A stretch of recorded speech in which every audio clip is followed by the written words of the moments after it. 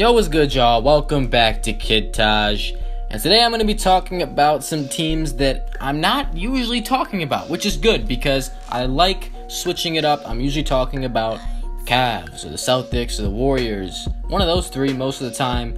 Since we're in the off season, nothing's really happening. We don't really know how things are going to fall through. A lot of things are, a mystery right now. So we can only wait to see what happens. I'm talking about, how Kyrie's going to play with the Celtics and when Isaiah Thomas is coming back and, all the things that are going to go on next season. So everybody's in this optimistic stage.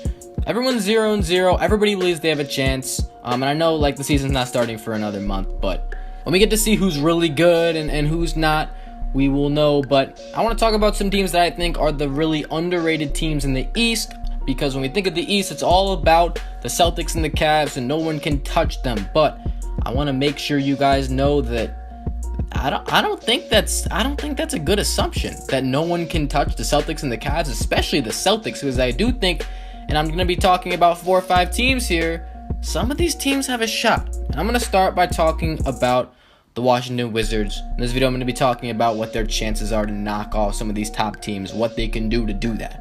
The Wizards are a team that surprised a lot of people by being that, I think they were the third or fourth seed, I believe, but they won nearly 50 games, and they have their roster together. John Wall and Bradley Beal and Otto Porter have gotten better every single year. You gotta expect them to do the same thing this year. That big three is coming together real nice. Yeah, Otto Porter, he's not a star, but Beal and Wall are, as far as I'm concerned, and those guys are for real. Otto Porter is a great compliment to them because he can shoot the lights out, and he can serve as a pretty good defensive player as well. I know the team looks about the same around, but I think they have a better understanding of each other, and they're gonna be better in terms of chemistry and cohesiveness through that team system. I think that they're going to be a threat, at least. You can't guarantee everything panning out. You can look at the optimist side all you want for teams, and it might not still work out. But that's what I'm gonna be doing in this video. The Wizards, I feel like out of all these teams I'm talking about, they might have the best chance. That backcourt is something lethal. The Washington Wizards are a very capable team. I think something I noticed a lot about them was that last season, it was really the inconsistencies that hurt them. They would have these stretches where they look like the best team in the league, but then they'd have stretches where they look like a below average team. And we saw it throughout the season. We saw it in the playoffs. I mean, they had that streak. They won, 17 games in a row at home. And then the rest of the regular season wasn't as great. And then in the playoffs at home, they were absolutely phenomenal. On the road, not really so much. I'm really talking about that Celtics series, basically. But still, the Wizards, they brought it. They know they could bring it. When this is one of these teams that, it's like a really streaky shooter. When they can get on, they are incredible. And so hopefully, Coach Brooks realizes this, and I don't know, I can't guarantee anything, but, their key to success is that they find a way to utilize these situations and figure out what's getting them into these good spots and try to make these spots more constant so they can have a better chance against some of these teams. And for me, the Celtics are a team that I could see being dethroned by a lot of these other Eastern Conference teams, and I'm not going to say it's going to happen, but I feel like their chances to get beat by a Wizards or a Heat or the other teams we're going to be talking about, I'm going to talk about the Heat next, are much higher than the Cavs, because Kyrie and Gordon Hayward are handling this team, okay? And, those guys are not proven to be great leaders through rounds of the playoffs. You guys might be like, Kyrie never led a team. He's never been the best player on a team until now. Disregarding his first 2 years in the league. So we'll see how that goes. Miami Heat, I just mentioned them. You got to watch out for them, because these guys, I know they didn't make the playoffs, but they were 31-10 their last 41 games. They were absolutely phenomenal. They were one of the best teams in the league, one of the hottest teams. They were the hottest team down the home stretch of the NBA season.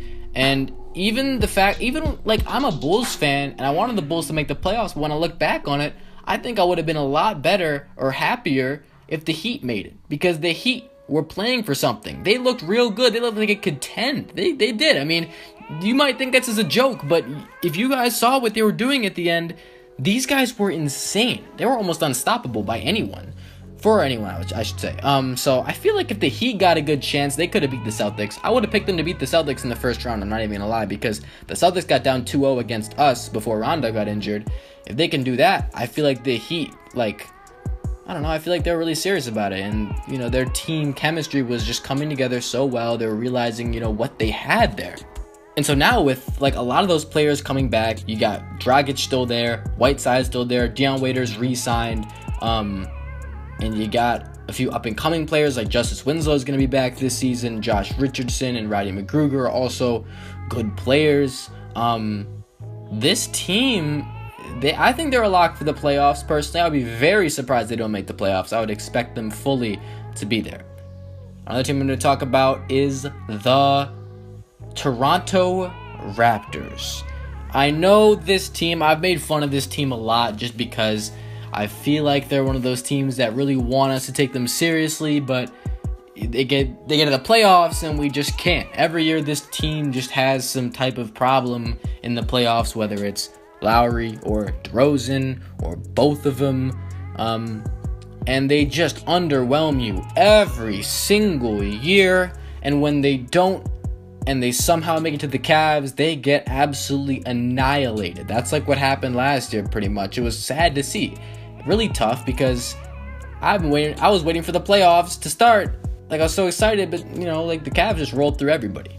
The playoffs are really, really exciting if you're watching a series that isn't the Warriors and Cavs, honestly. But there is reason to believe that the Raptors can at least knock off the Celtics, and that's because they've got that same trio that they had at the end of last season. They didn't get to incorporate Serge Ibaka enough, I don't think. I know that he was like a fit there, but this Raptors team should have enough talent. I think that shipping away DeMar Carroll was a great idea because you need to give the man, Norman Powell, some more playing time. That guy can play, and he will prove it next season. He's just continued to get better. I've always, been high on him. I've always thought that he could be something good because he's athletic, he can shoot really well, and he can defend, and he's a smart player. And so I think, you know, he's the guy that he's going to have to do a lot next season, or at least more than he's used to probably. Even with all those guys, he's going to be important to defend, to shoot, all that. But this Raptors team, if they play how they play in the regular season, they shouldn't have a problem getting through a round or two of the playoffs. And then when they play the Celtics or the Cavs, they should be able to at least win a few. If they're not going to beat them, I think this team actually does have a chance to beat the Celtics in the playoffs in the right predicament. I'm not going to say, they have a good chance. I'm just going to say, hey, man, if the Celtics don't work out as well as we thought and the Raptors are healthy, you know, they have a shot at beating the Celtics for sure. The Milwaukee Bucks are a very intriguing team. This is going to be one of the most exciting teams to watch next season because we've always seen flashes. We know what Giannis does. We know that Giannis on that team, they're automatically a playoff team, or at least they should be if the guy's healthy. But granted, Jabari Parker can really stay healthy, and it's a big if, because we've seen the last few seasons he hasn't been able to stay healthy. If they can get Chris Middleton and Jabari Parker, which, you know, they kind of got injured for separate halves of the season, which was really unfortunate, but if those guys are there, Malcolm Brogdon is a really good point guard for them. I'm not going to say he's a really good player, but he fits the team really well. He's a big point guard that can shoot and defend, and he'll let Giannis do all the ball handling because he's not ball dominant. He's really like a perfect role-playing point guard that doesn't need the ball. I mean, he's pretty much a shooting guard, but, you know, he's really good to have there, I think. And Thon Maker, if that guy could be something, this Bucks team, you got to watch out for them. They've got some crazy length on this team. They've got some crazy talent. I mean, imagine a starting lineup with Brogdon, Middleton, Giannis, Parker, and Maker. If Brogdon and Maker get better, that starting lineup is super deadly already. And they could give people fits in the playoffs. I feel like that team, they could really beat anybody, at least, you know, in a few games. I'm not going to say they can beat anybody in a series, but that team, if things go right, they will be dangerous. I want to mention the Sixers. Shout out the Sixers before I end this video, just because I think they'll make the playoffs, and maybe not this year, but I do think they're going to be a problem for teams in the future. Obviously, granted, they stay healthy, which is a huge if. Ben Simmons still hasn't played yet. We don't know how good he's going to be. Same thing with Markelle Fultz. And Joel Embiid, man. You guys know I love Joel Embiid, but the guy doesn't stay healthy at all. So if that guy stays healthy, it's over, pretty much. I mean, if he can play 80 games in a season, forget it. Seriously. Just cancel the NBA. All right, that's going to do it for this video. I'm out. Thanks for watching, y'all. Peace.